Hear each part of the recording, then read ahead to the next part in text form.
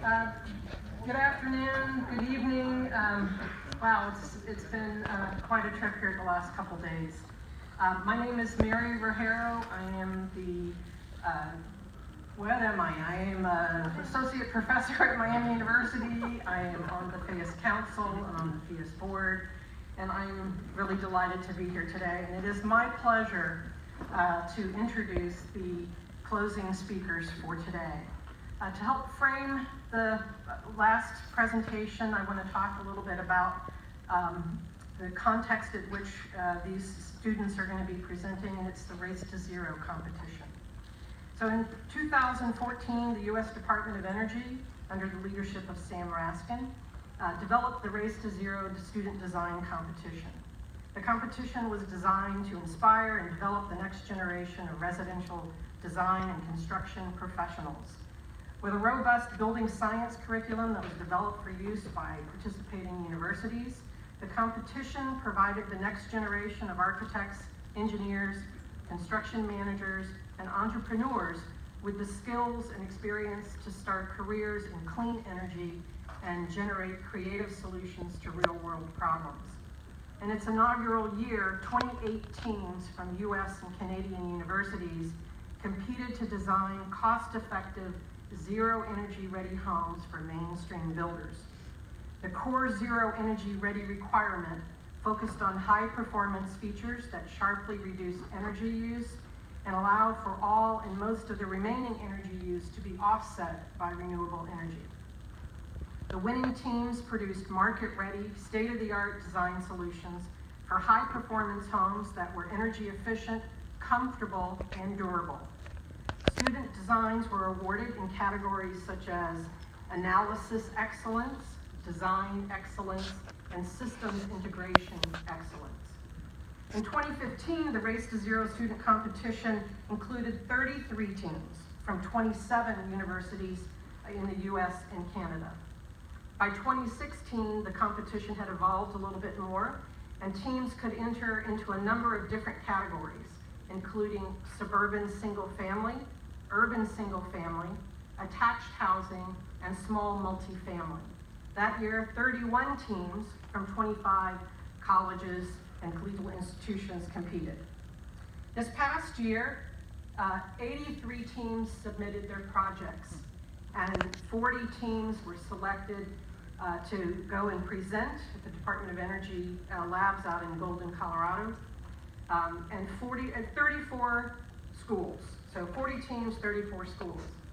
Many teams were multidisciplinary and included students in both architecture, interior design, mechanical engineering, and more. And just like Passive House, the competition has evolved, moving just beyond single-family homes, and it's branching out to include a wider range of building types by adding the category of elementary school, and now for the 2019 competition, the category of commercial buildings has been added. Our next speaker and her students from Prairie View A&M have been the grand winners of the Race to Zero competition, not once, but twice since the competition was I was fortunate enough to be at the competition this past year with my own team from Miami University and had the pleasure of watching Shelley's team present their project. I have to tell you, as a professor, it was an A+++ project.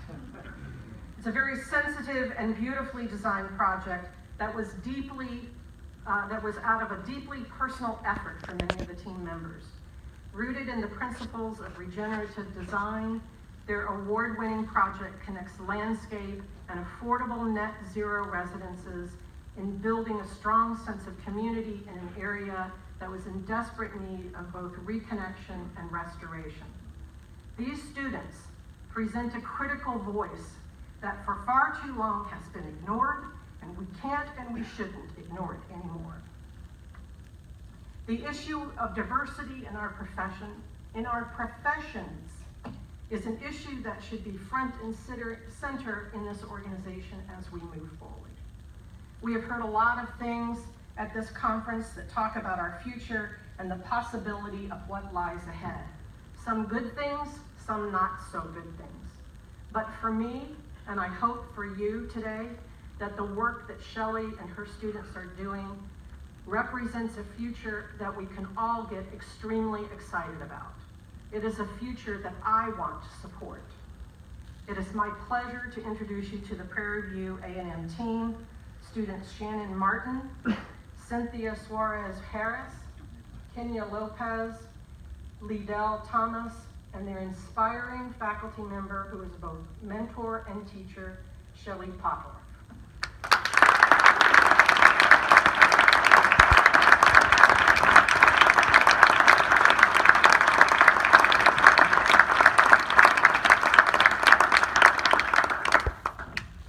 First, I just have to say that Mary has been a great ally in this journey. We've been both working on teaching the certified pass-the-class curriculum at the university level for a few years now, and we're in communication all the time. She's doing equally phenomenal work at Miami, and her students are here, and they're equally as great. So huge thanks to you for all of your support. Okay, so we're going to dive in. I'm kind of the warm-up act, but it's going to be a little bit of a long sort of warm-up act before I turn it over to these guys. So the power of Passive House isn't in its technological or methodological prowess. That's its strength, but it's not its power.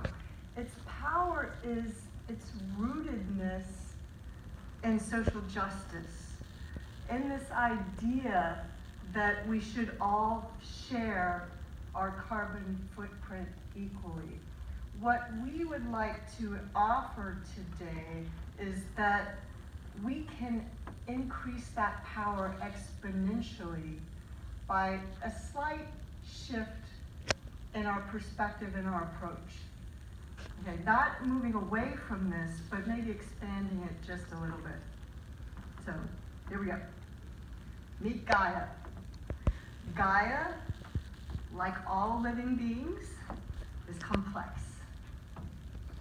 She is made up of relationships, defined by relationships, of feedback loops, and a distributed network, which allows her to be self-organizing at every level, constantly moving away from equilibrium towards disequilibrium to greater degrees of complexity, greater degrees of diversity. That is when we're not interfering with her processes. This is Gaia pretending not to be Gaia. Otherwise known as the city of Houston. This is my hometown. The oil capital of the world. Nope. I'm not supposed to say that. It's the energy capital of the world. We've rebranded. For those of you, seriously, for those of you who may not know this, you might be surprised to know this is the most diverse city in the country. And from this perspective, everything looks great. Right? It looks very healthy and very well. And if I can get the pointer onto the screen, which might be difficult from this angle, looks like I can. So look at the bottom left-hand corner. This is one of the original neighborhoods of Houston, it's the 6th Ward. It was founded in the late 19th, early 20th century. And look at the development around it. So this is all newer development. This is the infill in Midtown. We're on the west side of town, so we're getting denser. Look at the building right in the middle of downtown, the tall, slender glass building. Use that as your reference point. This is Gaia sitting on the ground. More accurately, this human perspective of Gaia is the human body sitting on the ground. It's the road, the street that she's sitting on, made up of the original pavers of this neighborhood. It's the house, her house to the right, her church to the left, the community that she grew up in, and its entire history and culture. That's who this person is. She's sitting on the ground because she's trying to save all of that from a bulldozer. This neighborhood, again, was founded during the Reconstruction. It is one of many neighborhoods that freed slaves moved to from the plantations. And for the obvious reasons, it is more commonly known as Freedmen's Town. Okay? If you look to the north, just beyond the city limits at that time, you'll see Independence Heights. This is the neighborhood that we work with. It was also founded in that same time period. Because it was just beyond the city limits, it was actually the first black city in Texas. It actually incorporated in 1915. Later, it got annexed into the city of their own choosing. Okay? This is a little bit light, but this is a USGS map of what that neighborhood, that city looked like in the very beginning, and it's down towards the bottom of the screen. You see the original development. Okay, and the red line is the current super neighborhood that the city of Houston recognizes as Independence Heights. So I want to call your attention to the very bottom couple blocks of the neighborhood and see all the houses there. And then also to the right, you can see running at a diagonal, that is Little White Oak Bayou, which was kind of their park at the time. They described going swimming and fishing, and they would meet people from the adjacent neighborhood there. This is Independence Heights in 1967 after the freeways had been built. 610 demolished two of the original blocks along the entire southern border of the neighborhood and effectively wiped them out politically in terms of their clout within the city.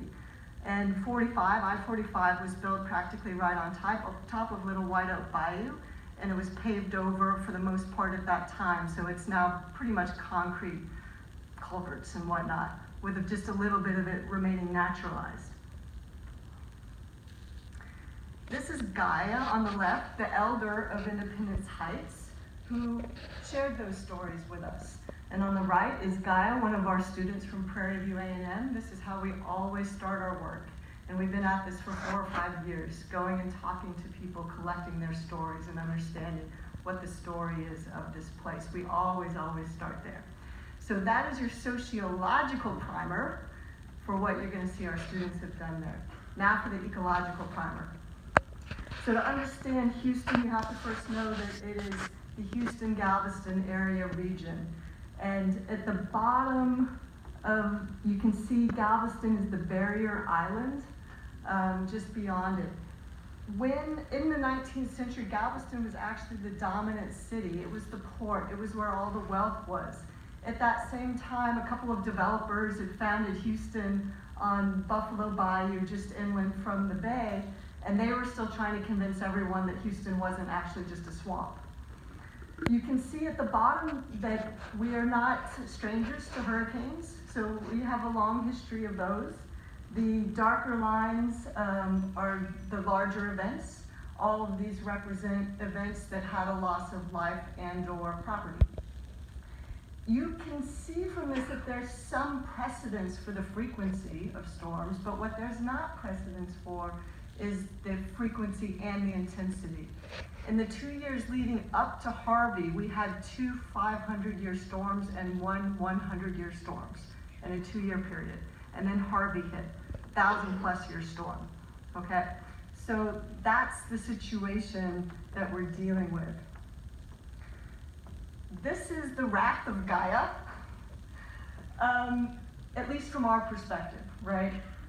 This is the 1900 Galveston storm, and this is still the deadliest, worst natural disaster by far in the history of the United States, which that might also be news to a lot of people. It wiped out the island, flattened it. You can see from the images on the right. There were some remaining structures, but not a lot. However, undaunted, we think resilience is a new idea. No, it's not. We started this back in the 20th century, early 20th century. So what the powers that be in Galveston decided to do, with the help of the federal government incidentally, was build a 17-foot tall wall along the beachfront. And not only that, all the remaining structures got jacked up 17 feet. They dredged the bay, and filled them under, effectively raising the height of the island 17 feet. Okay? In the meantime, those crazy developers in Houston were laughing all the way to the bank because the powers that be did decide they should move the port inland, and the Houston Ship Channel was dredged, and the port effectively then bypassed Houston, and history was written. And that is why you now see Houston as the dominant city, and Galveston is basically a beach town. Guy's joke being that the beach in front of that seawall is completely eroded. However, we found out that Houston, you know what, it really is a swamp. So this is 1935 downtown Houston, completely flooded in one of those events, and this was not an unusual occurrence. By this time, they were sick of it. And so they're like, well, if Galveston can do it, well, so can we. So Houston built their own wall way west of town and built a couple of reservoirs. You can see them in the far left there. That's fairly far west of town in the western reaches of Harris County. That the city of Houston that's within city of Houston boundaries now, but at the time it was not. Okay?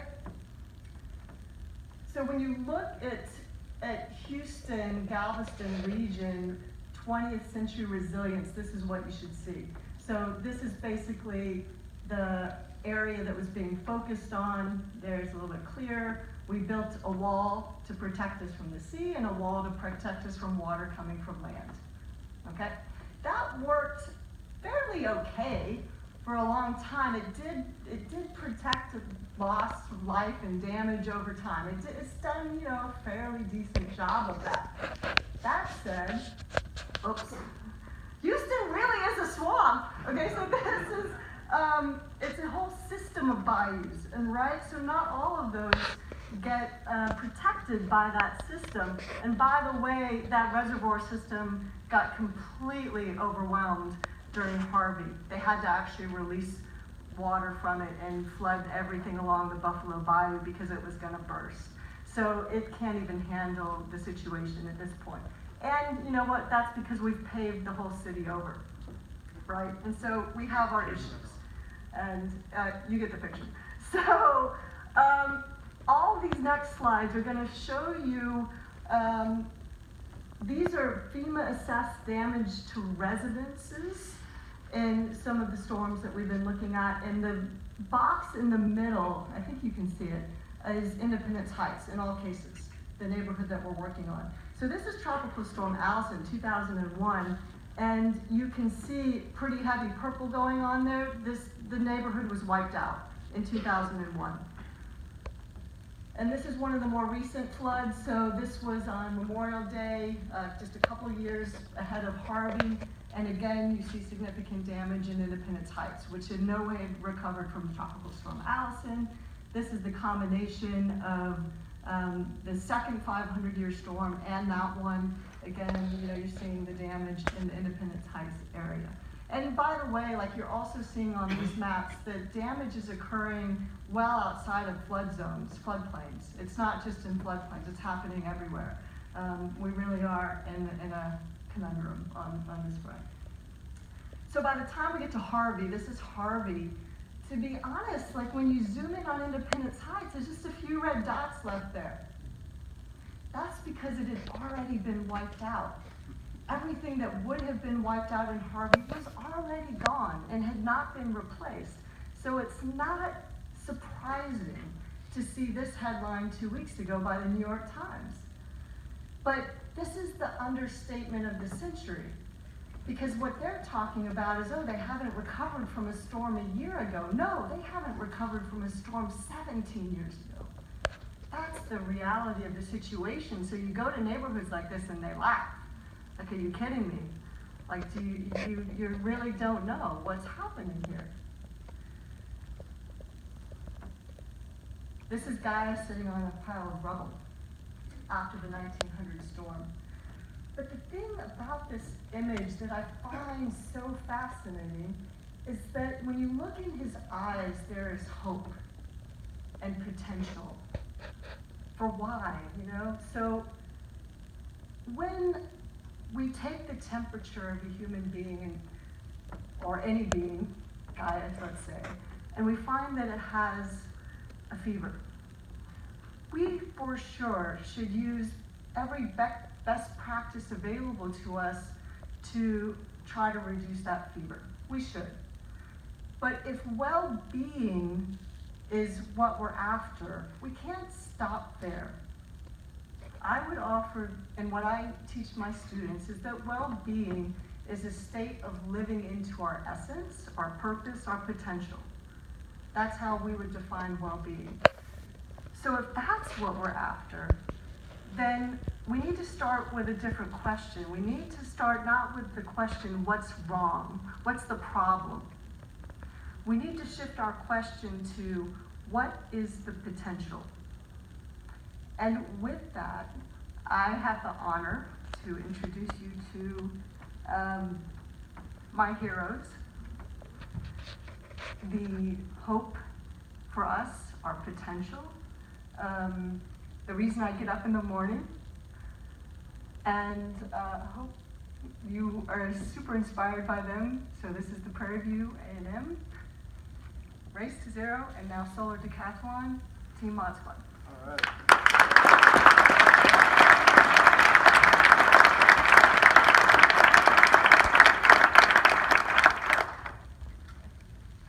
Thank you both. She didn't tell us beforehand what she was going to say,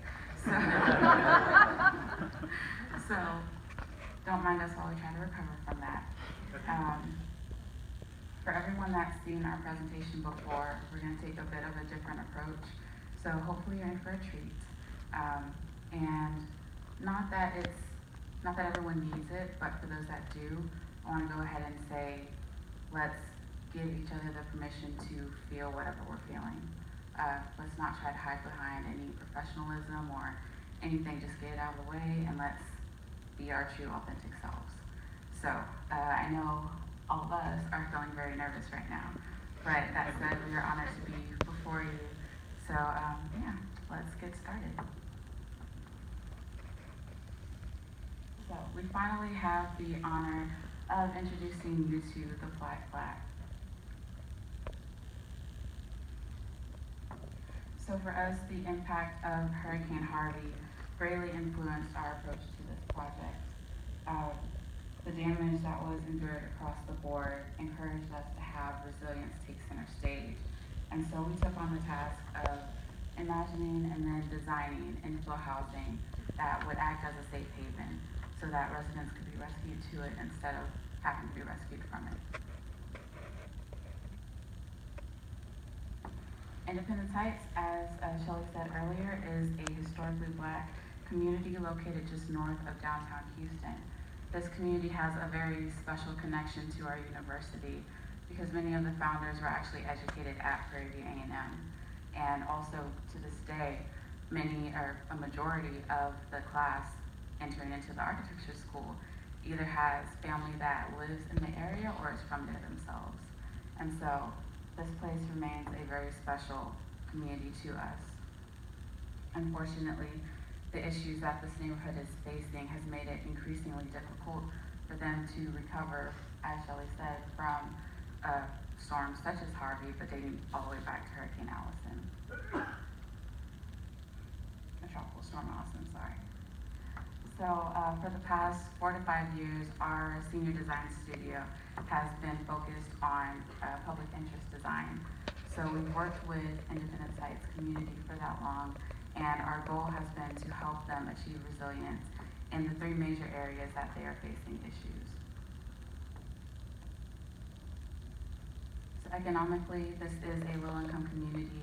They are facing gentrification, misplaced freeway construction, historic redlining practices, and the list goes on. We want to address this and the vacancy through affordable housing to promote home ownership. Environmentally, we want to design housing that is resilient to flooding and natural disasters like the hurricanes, as well as maximize the positive impacts on the environment. And then socially, due to the issues in these other 2 categories, the social fabric that this community was founded with is disintegrating.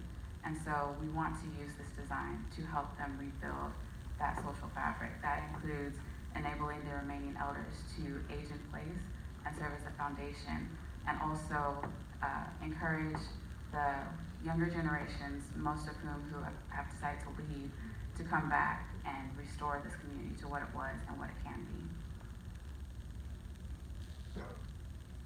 So here you have a list of sorts of the different standards and methods that we have used to help us achieve our goals.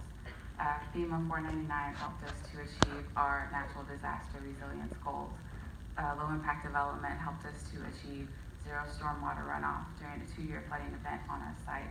And of course, passive house, which if we had not complied to that, we would not be before you right now. So, our personal favorite.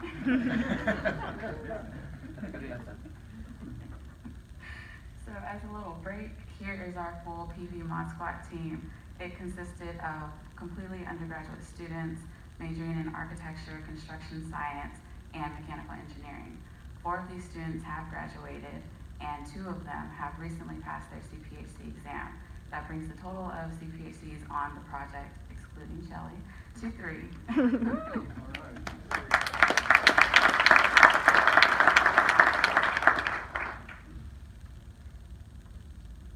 So going into the site, the design of the site, we approached this with the purpose of healing. We wanted to design it so that it would enable the community, the residents, to heal as much as they possibly could.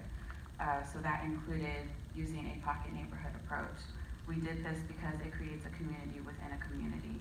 So we have 3 homes on one lot. This encourages them to interact with each other because, let's be honest, nowadays it's very common to not know your neighbor's name.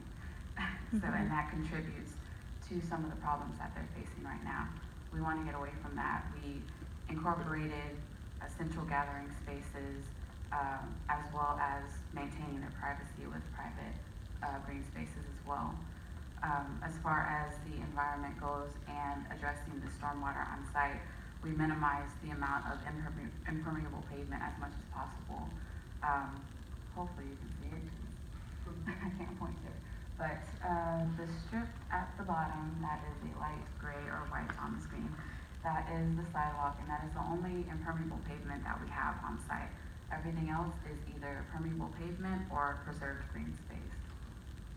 We've also incorporated things such as community garden, community building, which you can see in the bottom left, as well as stated before, community gathering spaces, which consist of like a grilling area and a large green space.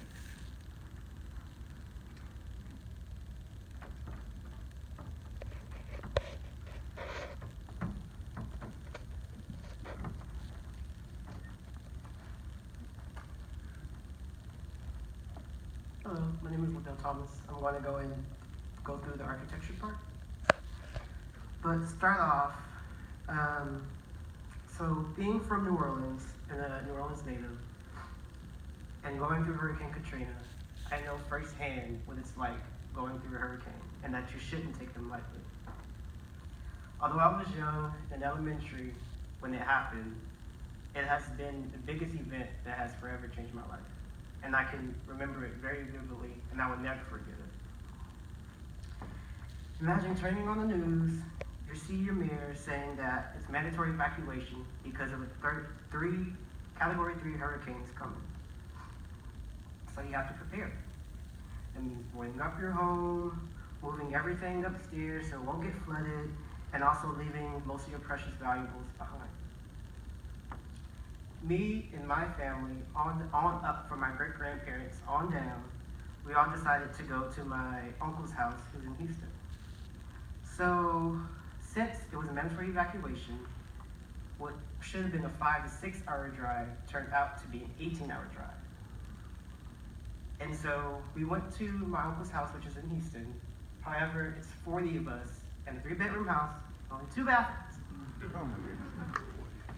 And so we're thinking, oh, okay, it'll just be like a day or 2, maybe a week at the most. So we really didn't pack for the necessary things. Because, you know, we're used to hurricanes, tropical storm, they'll just come by and they'll go away. A day or so later, that wasn't the case.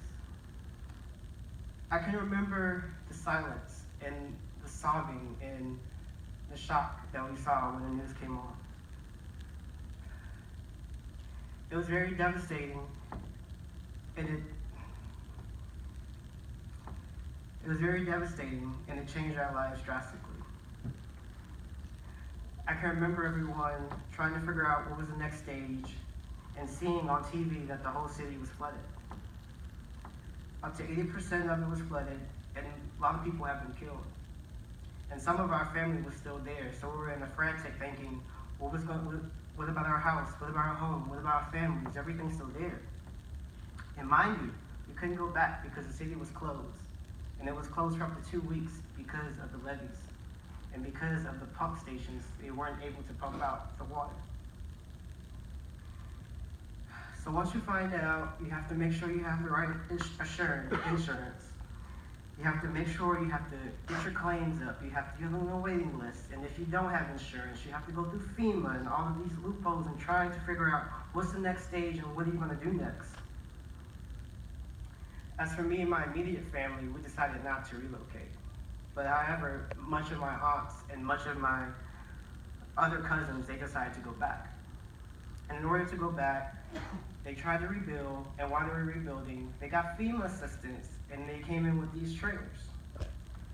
Mind you, they never told you that these trailers were inhabitable for the interior because of the materials that they were using were bad for the respiratory systems. So it can cause any type of illnesses or cancers, and you wouldn't even know it. While trying to figure out how to rebuild, you have to go through problems of lighting, and then the city was a complete ghost town. Fast forward, the city, it hasn't been the same. It took forever, it took years for it to come back. As of now, it's only 80% of its previous population before post-Katrina. And the New Orleans is not the same New Orleans I grew up with. Especially in my neighborhood, it has been a change of people that are there now. A lot of the houses have gone up in price, some of the properties have changed, and also some new development has started. Which is why I'm so adamant about this project, because this neighborhood reminds me of mine. Within the FlyFlat, we have the flat roof. And the flat roof, it is durable and it's also used for sustainable materials that is within the modular home. They are secure to the piers, and then it gives the people the option, instead of evacuating, to stay in their homes. And it can sustain itself using the solar panels that are attached to the flat roof. Instead of just the 2 feet that's required by the city of Houston, we decided to raise it 4 feet. So that way, in the case consideration of Harvey that just happened, you're well prepared.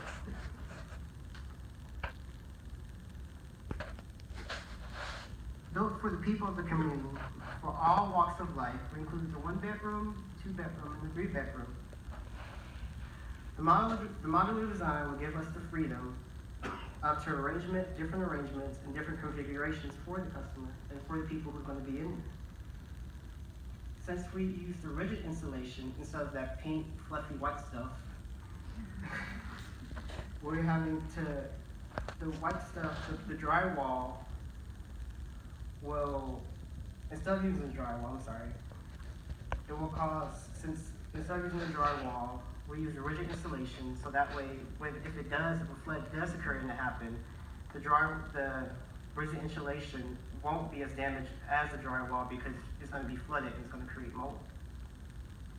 And it also gives us more flexibility in storage inside the cabins.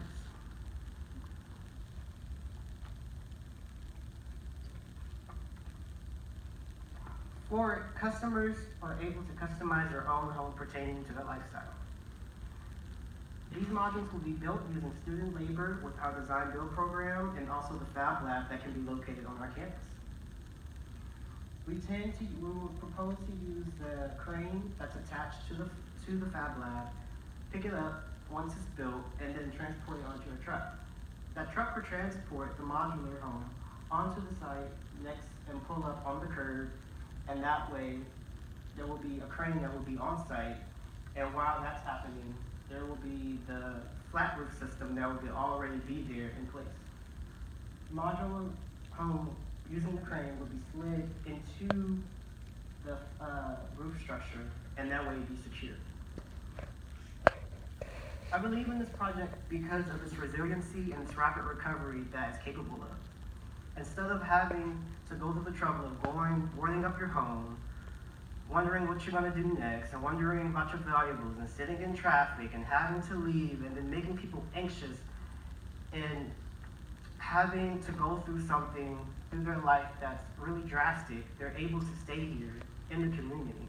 And it's a minority community that I've come from that has suffered so much, and that's now drastically changed in my hometown.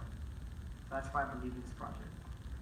Our resiliency, and to complete this community for the next generation.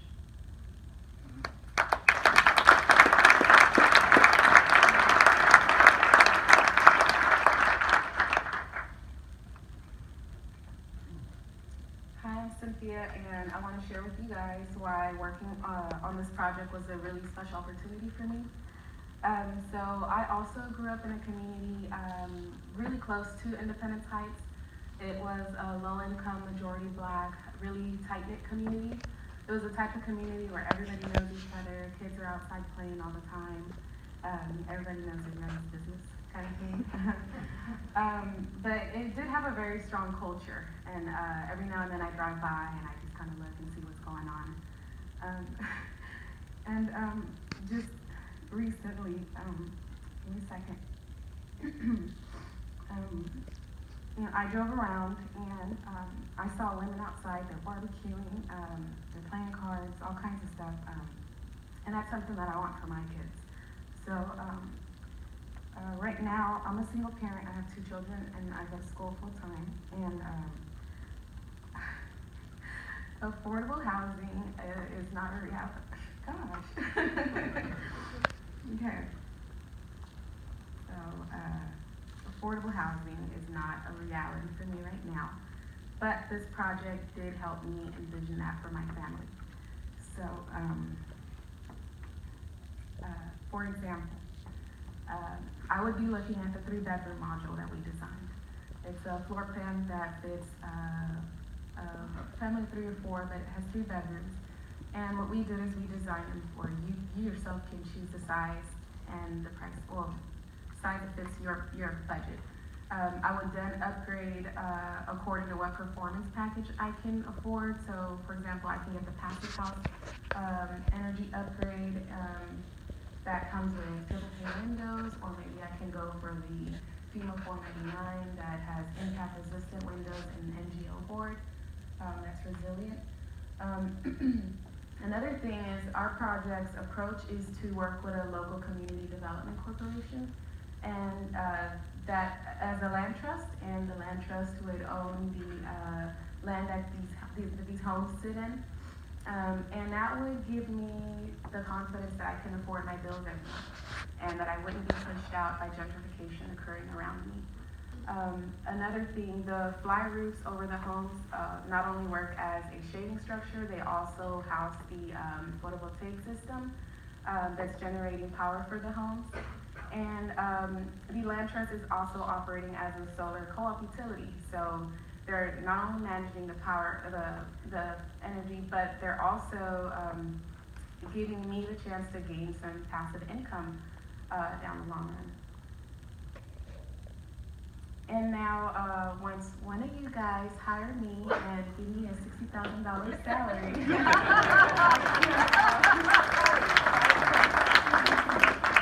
that will place me within 80% of Houston's annual median income. So that would ensure that only 38% of my annual salary is going to housing costs, which means true affordability. And so when we walk through this pocket neighborhood, say I'm living in the 3-bedroom module that's in the top right corner. My neighbor could be living in the single bedroom home. That neighbor could possibly be Noah Perkins. He's not with us now, but he's from Independence Heights and he is part of our team. Maybe he's the one working on my kids' bikes when they mess up. And possibly we've got elders that are taking the 2-bedroom module at the bottom right. They can teach my kids and myself even how to garden in the community garden in the center, and maybe I can celebrate my kids' birthdays at the community center. We all get together and have like a community barbecue a weekend or something. So the possibilities are endless, and that's the beauty of this project. Here you can see that the 3-bedroom home only consumes about 5.2 kilowatts, but the fly roof with the photovoltaic panels actually generates about 27.3 kilowatts, so there's enough to share. And here you can see my scenario being played out throughout the community. There's an existing 768 vacant lots in Independence Heights. So these lots can be populated with families like mine, or elders, or young professionals, and we're all living under these homes that have a fly roof structure that has enough energy to share with our neighbors, and we can all be part of a resilient neighborhood. And so the FlyFlat design really creates a supportive community. And like I said, again, I'm really thankful to be a part of it. Thank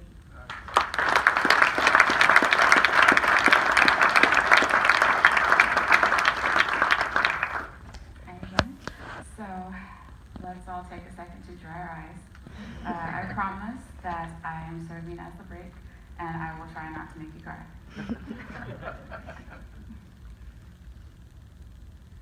Okay, so for me, my experience is a bit different.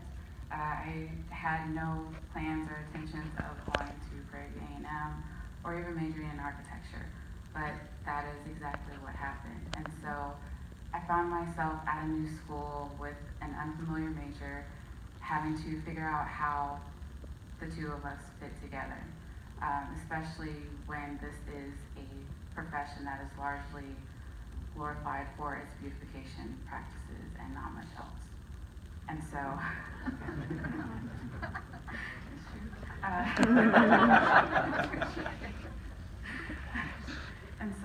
growing up, I always knew that I had a heart for helping people, and I didn't know what form that would take in a profession, but I knew that's what I wanted to do. And so I found myself here, and I had to figure out how architecture could help people. My first year at Prairie View A&M, I attended a seminar at a different university that introduced me to public interest design, and finally I had a key. It's like, oh, this is great. This is it. This is how I can use architecture to help others. I can use it to address social, economic, and environmental issues, and it'll be great. So I had the what, I didn't have the how yet. And so moving forward, and have to take a break to say that before Shelley came to Prairie View A&M, we only had one class on sustainability, and it consisted of watching videos. So we didn't learn anything that was actually practical to architecture. Shelley came in and she brought in 2 net zero design classes, one of which was actually the CPHC training. She started hosting Committee on the Environment nights out of our AIS chapter. What else? You started teaching, there's a list. She started teaching this studio that was focused on public interest design and helping a real community. So as part of that studio, we had to go out into the community. We had to interact with them. We had to see what this community was all about, because they might not know now, but we had to do the work to figure out what the potential was, and we had to put that into our project. And then also, finally, but not least, she also put together a team of students to start participating in the DOE Race to Zero competitions. And I knew, once I heard about that competition, like, oh, this is what I want to do. I need to be on that team. I wasn't able to get on it until 2 years later. And then I was, 2017, I was able to participate as a junior member while I was also taking the net zero design class that was preparing me to take the CPHC exam. Fast forward to this past year, I was able to become a CPHC, and I found myself with the honor of captaining this year's Race to Zero team. And so,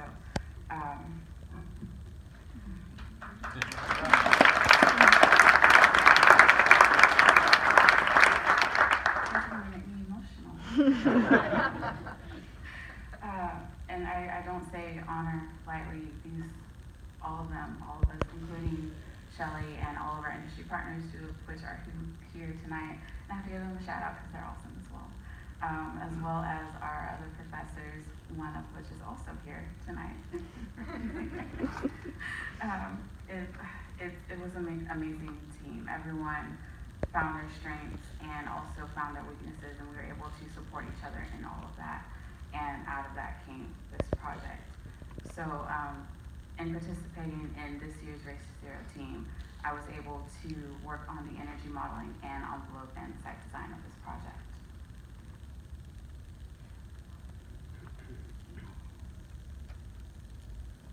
The education that I went and training that I went through with the Net Zero Design 2 class and the Passive House training helped me to learn and understand the basics of building science, then go deeper into it, as well as learn how to energy model. And again, I say without Shelley, none of this would have happened because we only had one sustainability class, and it did not say anything about energy modeling. So we were able to use a bunch of different energy modeling software and incorporate it into each phase of the design process. We used it to dial in all of our building packages to reach net zero energy as affordable as possible.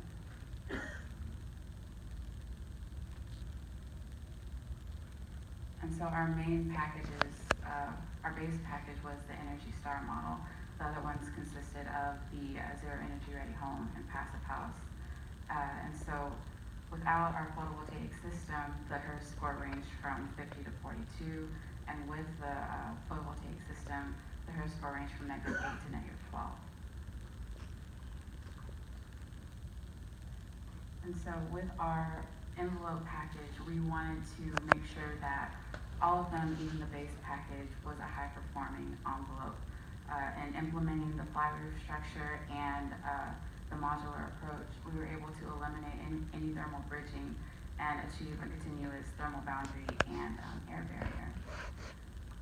This envelope is what consists in all of our packages, but we do have the options for hurricane upgrades, and those consist of material exchanges, window exchanges, and all of them, those two upgrades, comply with FEMA 499 and fortified homes completely. So put that aside for a second. So as I said before, we're taking a different approach with our presentation, as you noticed. So we're not going into all of the details of our design, but we truly believe in what this project is, and we hope that you will too. And if you have any questions, feel free to approach us afterwards. I do want to say that in all of the classes and trainings and opportunities that have been brought to Prairie View A&M by Shelley, I will keep saying by Shelley. I'm trying to make her cry too. It's given us endless possibilities and opportunities, and we are all examples of that. My experience specifically is that I was able to walk away from the Race to Zero competition with 3 amazing offers, one of which was from Passive House. So now I find myself working as a sustainable design specialist at a firm, and I'm on my way to becoming a licensed professional, hopefully slowly creeping in the Passive House standard into the firm that I'm working in. I'm acting as a little spy.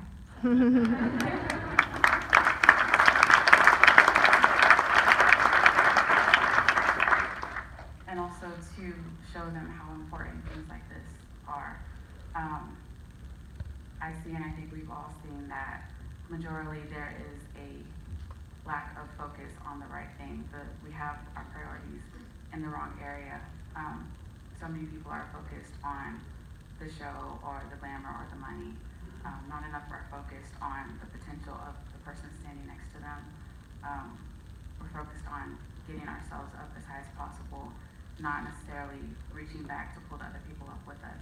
And so through all of this, we've been given the opportunity to stand before you now, to slowly make our way up, to help others come up as well, and to impact communities like this that's so desperately needed. So hopefully we're reaching you guys too.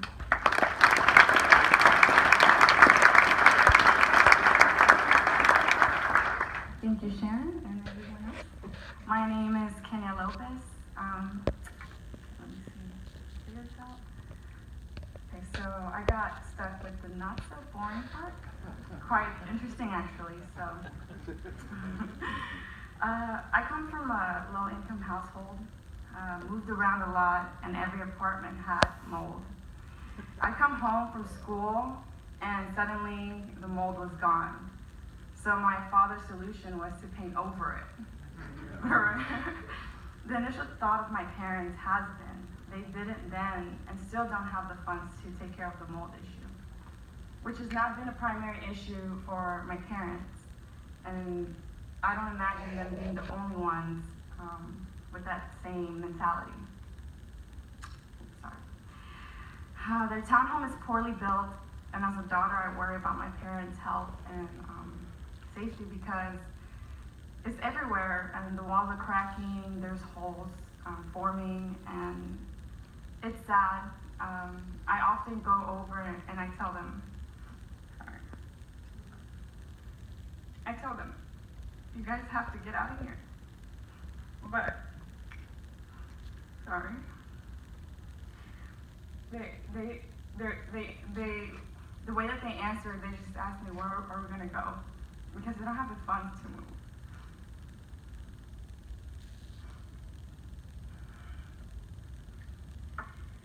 Being a part of the competition has enlightened the importance of not only choosing the right mechanical systems for energy efficiency, but also to reduce mold, enhance indoor air quality, remove air pollutants, and to educate people from all aspects on how valuable indoor air quality is for health and comfort.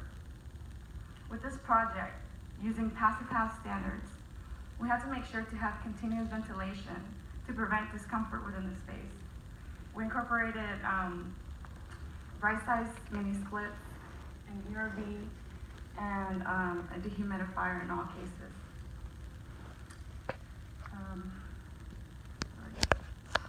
Mold causes health and all kinds of problems. And it is essential for us to provide indoor air quality to prevent mold from growing because these are low-income homes, and we don't want people worrying about that mold or even spending money on things that should be addressed from the beginning, because that is our duty.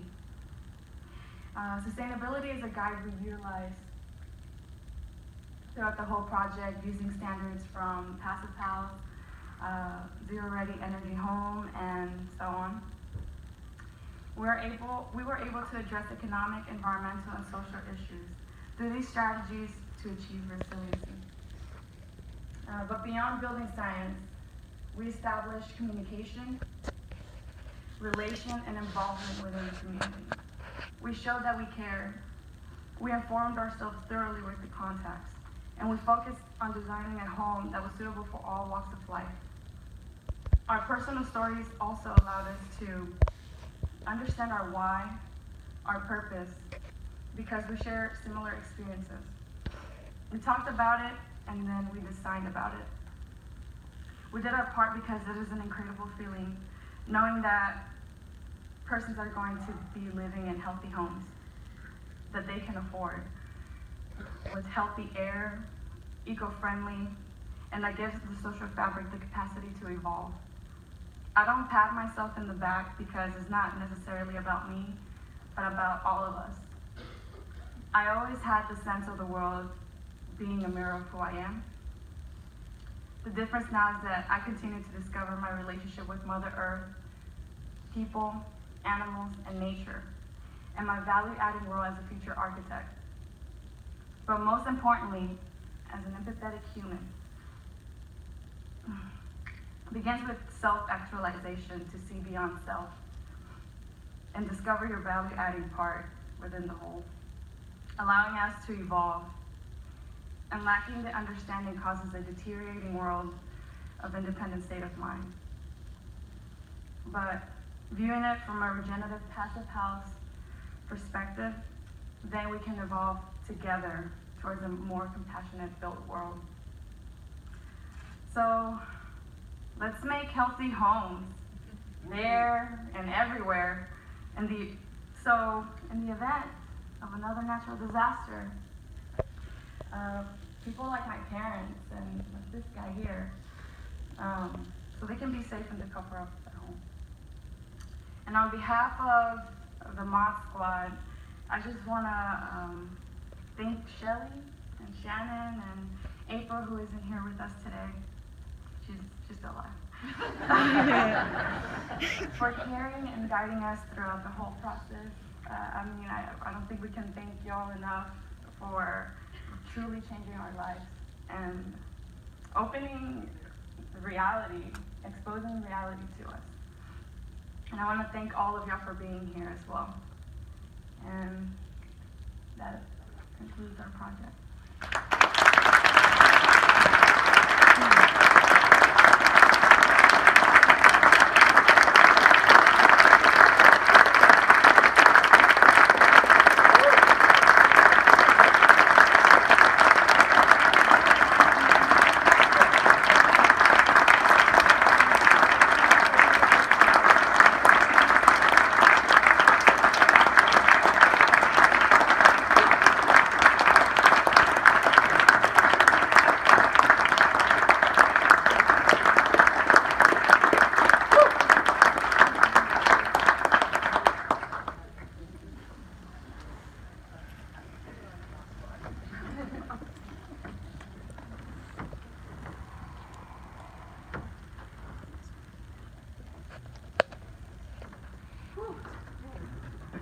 Alright, you guys are free to go, and I hope you join us for a drink and food with the No Name.